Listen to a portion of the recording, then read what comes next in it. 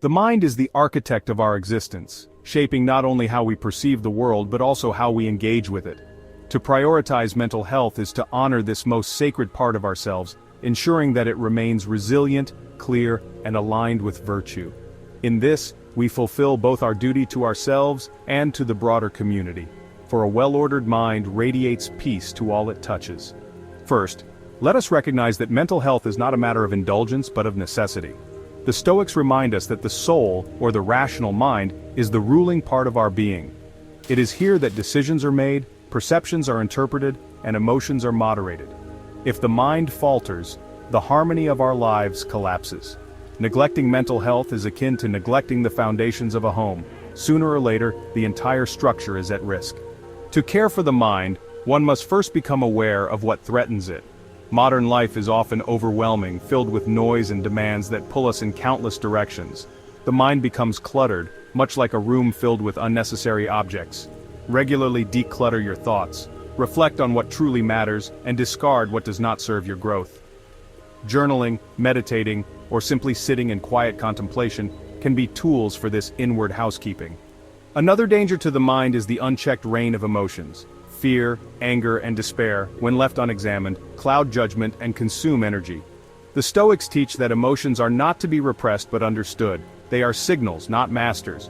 When you feel overwhelmed, ask yourself, what is the source of this feeling? Is it within my control?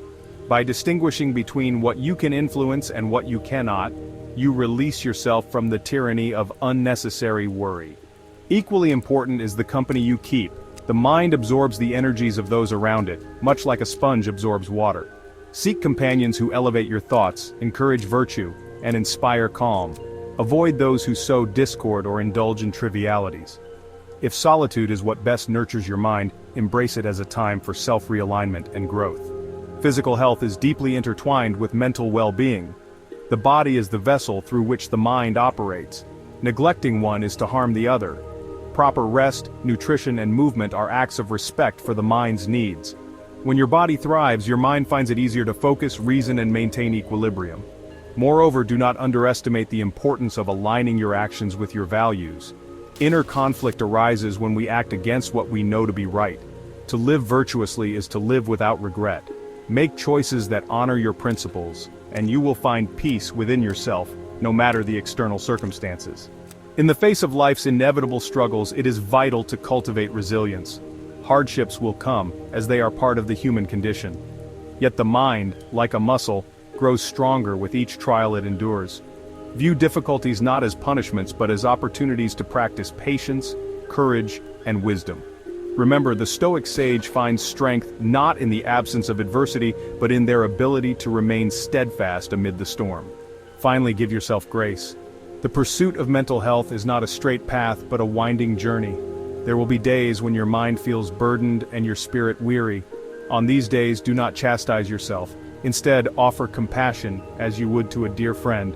Rest when needed, seek support when necessary, and trust that tomorrow brings a chance to begin anew. To prioritize mental health is to affirm the sanctity of the mind and its role in guiding a life of purpose.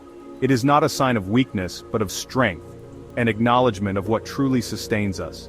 In caring for your mind, you care not only for yourself, but for all who depend on your presence, your reason, and your love. Let this care be as constant as the breath, a daily act of gratitude for the gift of consciousness.